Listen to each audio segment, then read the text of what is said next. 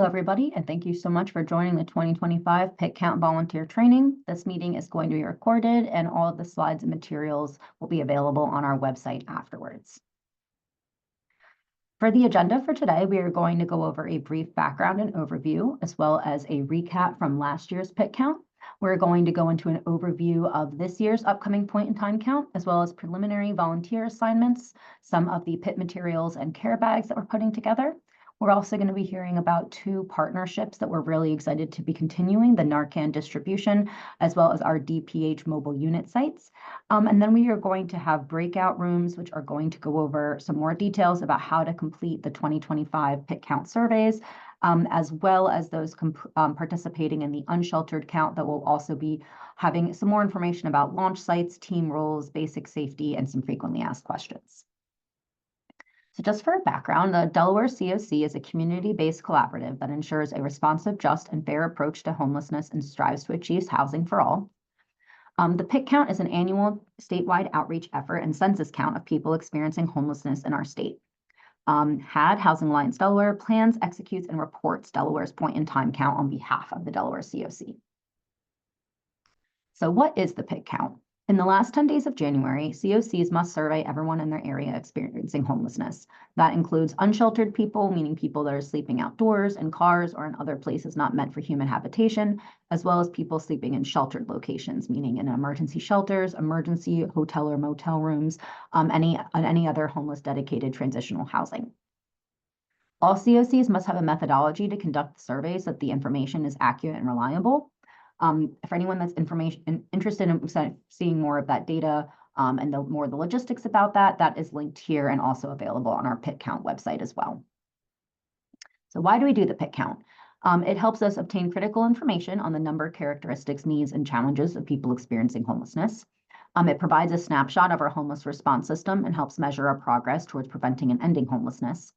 And we are required annually to complete the PIT count in order to receive federal funding for homeless assistance and affordable housing resources.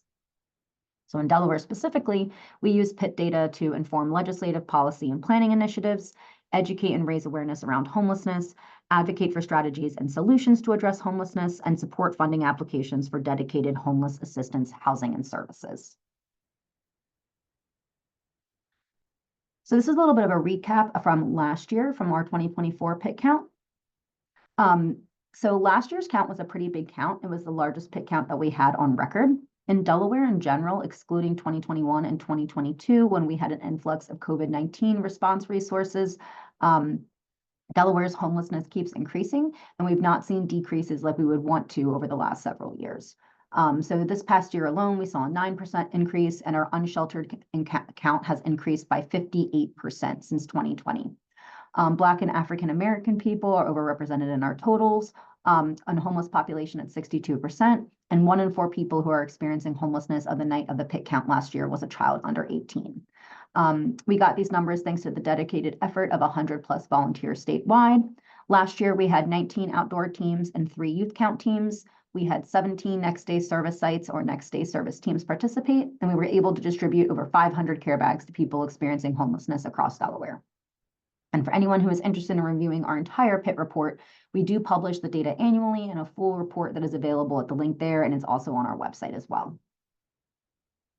Here are just some pictures from last year's count and a reminder that during the count, photos of people experiencing homelessness or encampments or at service sites are not allowed, but people with participants, clients and people that we're surveying at all. So if you want to take pictures with your volunteer team, that's fine, but you are not allowed to take any pictures of anybody, any clients, participants, or anybody that we're surveying. So all of these pictures here are people or volunteers that participated last year, either at our launch sites before going out to the count or at the service sites with staff themselves.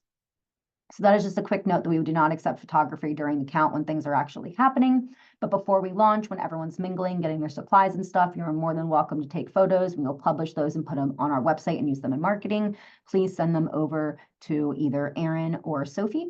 If you do not want your photo taken or you do not want those distributed, please just let us know. We will make note of that on your volunteer file. So the 2025 point in time count is what you guys are all here for, and that is going to take place not next week, but the week after on the week of January 29th and January 30th. It'll be happening in all 3 counties. And again, we cannot make this happen if it's not for the volunteers like yourselves who are willing to partner with us and make the count a success every year. Like we said, the successful count relies really, really heavily on our community-wide efforts to make this happen. There are 3 separate volunteer opportunities that we're going to talk about that you guys have signed up for. The first one is the unsheltered count. So again, guys, the 3 volunteer opportunities we have are the unsheltered count, the sheltered count, and the service location count. There's some brief descriptions here, but I'm going to go over much more detail in the next few slides. We are also still accepting donations to create care bags this year. Our donation cutoff is tomorrow, January 17th, and we have some more information about that in a few minutes. Alrighty, give me one moment. Okay, so for all of our volunteers for the sheltered count, you are going to be stationed at different Code Purple sites across the state to help survey people as they arrive for shelter for the evening. Code Purple is also known as our cold weather shelters. Arrival to assigned sites can be anywhere between 4:45 and 9 p.m. Arrival between 4:45 and 5, and the events will end at the very latest at 9 p.m. So anywhere between 4:45 to 5 o'clock is when you're going to arrive, and you can last anywhere till about 9 o'clock, depending on which site you're stationed at. Locations, contacts, and specific times will be provided to you guys via email. You'll get an email from your county lead with the final volunteer assignments that'll have all that information in it. Your materials for the sheltered count will be provided on site or directly to a designated volunteer through coordination with the county leads. And we will identify people to get the materials to their team, or we'll coordinate directly with the site to provide the materials. So most people don't have to worry about the materials, they'll just be provided to them. And then for some Code Purple programs, they're temperature dependent, meaning that they won't be open unless it's below a certain degree outside. Volunteers that are assigned to these sites will be notified as soon as possible, but no later than the day of the pit. Usually it's a day or 2 before the pit if those sites are going to be open. If they're not going to be open, you guys will be offered the opportunity to join an unsheltered or service-based team the following day. For the unsheltered count, volunteers will arrive at their assigned launch sites around 9:30 p.m. That's when you'll meet your teams and receive your materials. Volunteers will probably launch around 10 o'clock, maybe a little bit before, a little after for some groups, and you should be prepared to survey till about 1 a.m. This is really the latest that any team gets back. Most teams will get back between 11:30 and 12. It's really only like the outreach teams and like teams that they have aware of where the specific locations are and specific people that are out until 1 a.m. So I know that's super late, but most people will be getting back there typically around 11:30, 12. For your teams, if you're on an unsheltered team, you'll be going out to survey people sleeping outdoors in their cars and other places not meant for human habitation. So places like bus stops, parking lots, things like that. For anyone who signed up for the unsheltered count, we'll go over some more specific locations when we go through the unsheltered slides particularly. Our teams will be 2 people at the minimum and 4 people maximum, and you guys will travel by car or foot to different known locations that have a high prevalence of people experiencing homelessness. We did a lot of groundwork throughout the year to find where known locations are to make sure that you guys have accurate places to go. Our locations list is confidential. Part of what you guys signed up when you completed your volunteer form or waiver is a confidentiality clause. The known locations are not to be shared outside of any with your team. They're not to be shared publicly, and they're not to be shared with groups like law enforcement or things like that. The last thing we want to happen is when it comes to the unsheltered count is people's safety being at risk. When we go to talk about the unsheltered count, this is where people are staying. This is their home currently, for lack of better accommodations, and we definitely don't want to be putting them at risk or having encampments getting cleared out after we go survey. So please just keep that in mind and be mindful of the locations list and making sure that the information stays just within your pit count team. Also for the unsheltered count, it is really, really cold outside. We're having a very cold year and our temperatures have been on average in the teens. It's not quite as bad as the one year when it was 5 degrees outside, but it's pretty close. So please be prepared, dress in layers, wear comfortable shoes. You wanna make sure that you're bringing a fully charged cell phone. I do also recommend somebody bringing a backup charger as well, if possible. And that way you can make sure you can stay in contact with your team and your county leads. You also want to always make sure that you have photo ID on you just in case anything ever happens. Nothing ever has, but just in case. And we will be providing flashlights and things like that for you guys as well. Any all materials will be provided at the launch site, but just to make sure that you're prepared for the weather and prepared to be outside for, a couple hours and stuff because it will be cold. So for the service-based count, this one takes place the following morning on the 30th. Volunteers will survey people as they arrive for services at varying sites statewide, and they will vary in the times. It really just depends on that particular service site. There's a 12-hour span we have listed there. Most people won't be out for more than 2 to 3 hours at a time. So typically people might arrive at maybe like 9 a.m. and stay there until maybe 12 p.m. But all of them at different start times and end times throughout the day. So again, we just listed that range, but you will get your specific times when you get your volunteer assignment. If you have any time constraints or you need to volunteer during a very specific time frame, please let us just know as soon as possible. We always do our best to try to accommodate everybody's requests. And again, your locations, contacts, times will all be provided with your final assignments. You'll get the contact information for the sites themselves and all of your team members. We'll provide all the materials, again, either to a designated volunteer or to the site in advance. And you guys will be working to identify people who are experiencing homelessness the prior night. So when you're going to fill out the service-based surveys, you'll see when you get the breakout room, you're going to be asking people where they stayed the night before. And if where they stayed the night before, you want to make sure it was either in a sheltered or unsheltered location. And that'll be going over in more detail in the breakout rooms.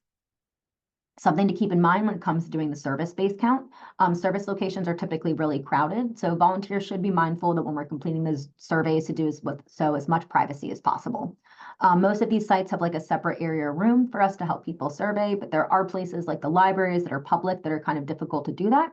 So we are asking people with a lot of personal information, and we're asking for them details they might not be comfortable sharing out loud. So just be mindful when you're completing the surveys that some of these places are public, and just try to give the person you're surveying as much privacy as possible. And again, we'll have more tips when we go into situations like that when we get into our breakout rooms. If someone is not interested in being surveyed, but they're interested in shelter, or they just don't want to talk to you specifically, but they're interested in being surveyed, they can always call our centralized intake number. It's the 833-FIND-A-BED.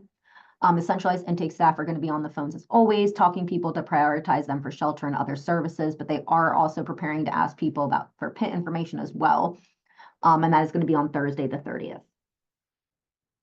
Alrighty, give me one moment. We're making sure we don't have any questions. Oh yes, so there are questions about when we should expect the final volunteer assignment. That should be coming up in a couple of slides or two.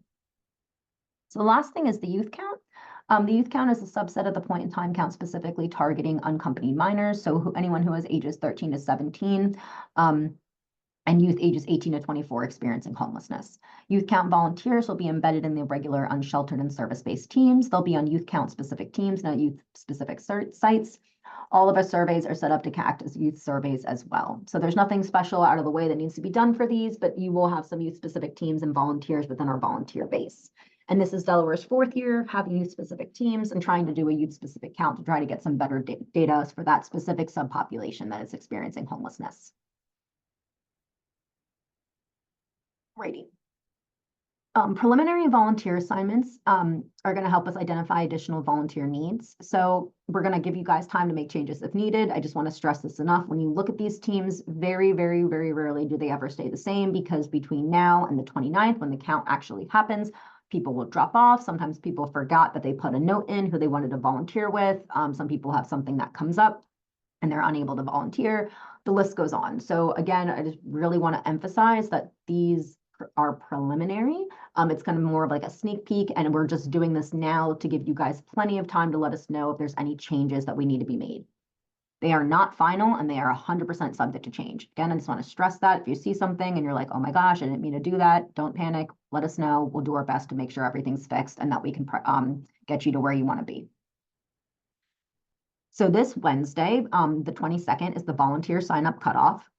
If you got you on your preliminary teams and we don't see your name, it's probably because you maybe either A, did not fill out the volunteer form online. I know it's super annoying. People don't like to do online forms, but I can't stress enough how important it is for us to have your name on that list to make sure you get the volunteer assignment. So if you're not showing up and you didn't get the information, maybe you didn't have your email incorrectly or your phone number. So if you don't see your name or you haven't signed up and you're intending to volunteer, please just let us know right away, or go ahead and just complete that link too. It's available on our website. And the last day to do that is again Wednesday. Friday, the 24th, is when we're going to send out the final volunteer assignments. So the volunteer cutoff is the end of the day Wednesday. So that way we have enough time to make those adjustments and get that out for you on Thursday.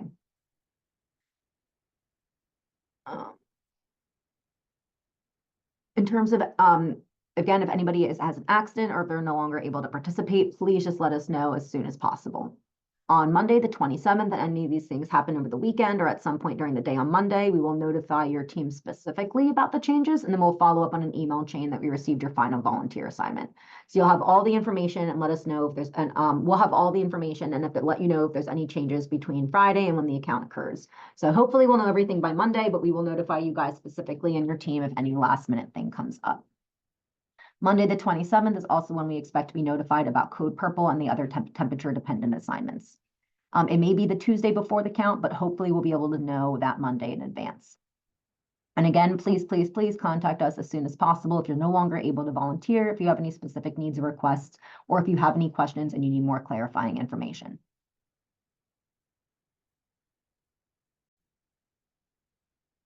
Alrighty, so this is our Newcastle County sheltered and unsheltered preliminary teams. Again, these are subject to change. So your county leads are going to be Rachel Stucker and Amelia, our executive director and our CMIS program manager. Their contact information is listed. You'll also be receiving all this information with your volunteer assignment. You can always, again, contact Erin or Sophie if you're having any trouble getting a hold of someone or if there's something that's super time sensitive. Regarding the pit count, the 4 of us are here at your disposal for anything you need. Right now, we have 8 teams of 4 people that are signed up to do the unsheltered count the night of the 29th. Usually we aim to have about 10 outdoor teams, so we are looking to fill in maybe about 1 or 2 more teams. We do have a summary to go through of the preliminary teams, specifically of how many volunteers we're looking for each count. And then this slide also goes over the Code Purple assignments too. Friendship Houses in Newcastle County is temperature dependent, meaning that they won't be open unless it's going to be 20 degrees or less, I believe. They have 3 different locations, but the times are usually the times they're serving clients are going to be when they're going to be open. And again, we'll notify you the week of the count if that's going to be open and if we need you to volunteer there. But please feel free to reach out if you're unavailable or if you are available for an alternative assignment if it is closed. Alrighty, and we are going to move on to our next slide. So this is our Newcastle County service-based teams. Each of these sites are traditionally participating in the next day's service count. And we're also going to have 2 outdoor outreach teams. So instead of going out the night of, they're going to be going out and doing encampment work the morning of to survey anybody that we may have missed before. We have people stationed at Horizons House, St. Pat's, Wilmington Library, Brandywine Counseling, Lancaster Drop-In, all the Friendship House Empowerment Centers, West End Neighborhood House Drop-In. And we're typically like for there to be at least 3 volunteers at each X-Day site, so we're looking for some gaps for the items listed. All right, we're going to move on to the next slide, which is going to be Kent County. So this is all of our teams for Kent County. There's only one slide. Erin is the county lead for Kent County, and that's her contact information there. That number is her work cell, so she'll also answer text messages as well, if that's easier versus giving a call or shooting an email. For Kent County, we shoot to have 4 outdoor teams. We do have 1 team that is one of our outreach teams, Brandywine Counseling. They are going to be doing a lot of work, and they have been for the last couple of years, so shout out to them. They really appreciate you guys, and you're one of the teams that are helping us to make sure our location information is correct. And we have 2 other teams that are filled out for the most part right now, but we are aiming to have more than just 1 to make sure that we are thoroughly covering the county. And again, after all these slides, I do have a summary of all the volunteer needs for each county and for each count. We have 2 Code Purples in Dover. One is for women and children at Marantha Church, and then we have a men's site at People's Church of Dover. We are looking for a couple more volunteers there. They are open no matter what, so we will have volunteers there regardless. But if anyone is interested in doing a sheltered count in Kent County, we do have a couple openings for that. And then we have 3 next day sites. We have Hopes and Dreams, which is a drop-in center. We have Brandywine Counseling in Milford, so it's a little bit closer to Sussex, but it's still technically Kent. And then we have the Dover Library. Dover Library is yellow because I've not gotten talked to library administrator yet, just to double check to make sure it's okay that we have volunteers there and to confirm the time that they're open. My goal is to continue bothering him to get that information, but if not, we'll let our volunteers know, and then we can always offer you another assignment that may need people. All right, and now we have Sussex County. So Sophie is our Sussex County lead. That is also her work cell. She can accept text messages as well. And she's been doing a lot of work to get coverage here. So for Sussex County, we are in need of quite a bit more people, probably about 6 to 8 more for the outdoor teams. We have decent coverage for the east side, but we do need to fill out our west side teams a bit more. Sussex County is really, really big. So if anyone is interested in coming from like Georgetown over to Seaford to the west side of the county, we do need volunteers over there for the outdoor team specifically. I really want to give a big shout out to Love Ink Code Purple and just to all the Code Purple staff in Sussex County. Every year, they really, really, really help us out with a lot of their sites for us to utilize for their own volunteers, their own staff to help survey. So I just want to take a second really to say thank you guys too. So again, there are a couple of Code Purple sites that did not request volunteers because they do not see quite a bit of people or they're not hurting for staff or volunteers. And those are highlighted for the yellow spaces that we're looking for right now. We do need 1 or 2 more people at Milford Nazarene, and we need a couple people at the Seaford side. There's 2 churches on Seaford side that need volunteers. So if anybody's interested in doing the sheltered count in Sussex and Seaford, please let us know. And then most of our day centers in Sussex, again, shout out to them all, CRC Rehoboth, Higher Ground, and Milford Advocacy. All of them are doing the surveys with their participants and clients on our behalf. And we can't stress enough how helpful that is to us each year. It makes it so much easier for everybody involved. Thank you guys again. We do have a volunteer opportunity at Shepherd's office. It is in the afternoon to evening. It's from 4 to 6 around dinner that they do. So we do have 2 next day volunteers stationed there as well. So if there's any issues with that timing, please let us know. Alrighty, so for our volunteer needs summary, this quantifies all those legal yellow spaces you saw on the slides before. So for our unsheltered count for the outdoor teams in Newcastle County, we're looking for about 6 to 8 more people. For Kent County, we're looking for about 4 to 6 more people. And for Sussex, we're also looking for about 4 to 6 more people. And those is to create extra teams that we're missing or to fill out the teams that don't already have 4 people on them yet. For the sheltered count, we are covered in Newcastle County. We are overflowing with the number of people who want to do sheltered, which is not a bad thing. But we do need help in Kent and Sussex. For Kent, we need about 2 to 4, and for Sussex, we need 4 to 6. For the shelter, which is the Code Purple counts, and then for service-based, Newcastle County always looks the most because we have the most sites there. We need about 8 to 10 people. For Kent, we need 2 to 4, and for Sussex, we need 1 to 2. So this is the number of people roughly that we're looking to fill out the teams. It does overshoot a tiny bit because there's always some people that sign up but can't participate the day of. So we are looking for a couple of additional volunteers to fill out any gaps that we may have the night of or the next morning. So for volunteer next steps, you're going to complete your volunteer form and waiver. We did a great thing this year when the waiver is digital. It's included on the volunteer form, so you don't have to worry about filling out an additional piece of paper. So again, once you complete your form, it just goes ahead and does your waiver as well too. The link is here on our website, and we'll make sure to send it out again. If you didn't see your name on the preliminary assignments and you're planning to participate, please make sure to fill out your form by the 22nd, which is Wednesday. Again, we really need you to fill that out so we can have the most accurate information for people who want to participate. And again, please, if you are no longer able to participate or if there's any changes you need to make, please let us know as soon as possible. Again, we're also asking you to review the materials. We still have a couple of things to go over, but generally we do want you to review the materials if you need to. Just as a refresher as well too. We will be sending them out and it's good information. And again, anyone who's volunteering that may have missed it, please make sure that they view this as well.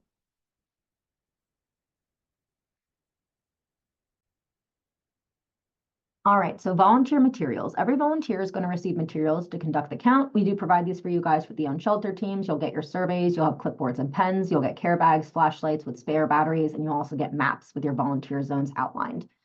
You will get the list of known locations for your county, and you'll get pit count and identification. We have these lovely bright yellow vests that are very easily seen and identifiable, and we'll have some magnets and things that go up on your cars and whatnot. So it'll be easily identifiable that you are the pit volunteer. For our sheltered and service-based teams, it's a little bit less materials, but you guys will get your surveys, your clipboards, pens, and you'll get your care bags as well. They are all supply dependent. It is based on the number of donations that we get, but we try to make sure that there's enough coverage for everybody. Speaking of care bags, each year we do create care bags with a bunch of winter supplies and basic necessities to distribute during the count. One thing I really want to stress is that care bags are provided to every person experiencing homelessness, regardless if they want to complete a survey. So again, they're not a prize, it's not a carrot. If you see somebody in need, just please give them a care bag. That's what they're intended for, that's their purpose. It does not matter whether or not they want to complete the survey. The purpose is to make sure that their supply is getting in the hands of the people who need them. So please feel free to be liberal with your care bag distribution. The deadline to donate is January 17th to make sure all the supplies in here in time for us to put them together. We still are in need of quite a bit of donations, and we do have an Amazon wish list as well as a PayPal, whatever is easier. You don't have to donate if you don't want to. You guys are already donating your time, and we really appreciate it. But again, we just always like to put this plug in too. If you know anyone who's interested in donating, that would be amazing. So next up, we are going to be hearing about some of our partnerships.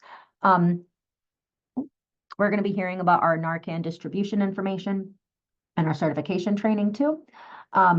We'll be partnering with DCN to provide the Narcan kits and fentanyl testing strips with the Pitt Count Care Bags. We are providing a free Narcan certification distribution training next Wednesday, the 22nd. So if you're interested in signing up to be a Pitt volunteer and you're also interested in getting certified to distribute Narcan, you can go ahead and send an email to me, Sophie. Reach out to me directly. I will get you signed up and send you the registration link. But in general, some of the topics that are going to be covered is going to be an overview of Narcan, recognizing the signs and symptoms of an overdose, opioid overdose responder training, next steps, appropriate storage, expirations, and the administration of it itself. And there's great information if anybody's interested in becoming a community partner as well. Our trainer is amazing, Amos. He helped us out with this last year. He's going to be going over all this information and more. And it's going to be held virtually over Zoom on January 22nd from 12 o'clock to 1:30 p.m. Again, if you would like to attend, please just email me, Sophie, and I can go ahead and make sure that you have the Zoom link and that you are registered again. If you are already certified last year, you are more than welcome to attend as a refresher, and the certification does not expire as well too. Amos also does provide these trainings on site to different places again. So for us specifically, he's doing it virtually, but if your agency is interested in doing this for your staff, he can come on site to provide this training for you as well too. Alrighty, and next up, we have our mobile health units. We partnered with Delaware Public Health. They brought their mobile units, they're these very large trailers, to different popular service sites statewide to help provide different health services, vaccinations, testings, and a bunch of other really great medical services to people experiencing homelessness during the Pitt Count. So this year, they're going to be participating on Thursday, January 30th, and in Newcastle County, they will be at St. Patrick's Day Center. In Kent County, they will be at BCCS Hopes and Dreams, and at Sussex County, they will be at Higher Ground Outreach. So if you have any clients or anybody that you work with that you know might be in need of any of these services, please feel free to send them to these locations on Thursday the 30th. The DPH Mobile Health Unit will be there and available to assist them too.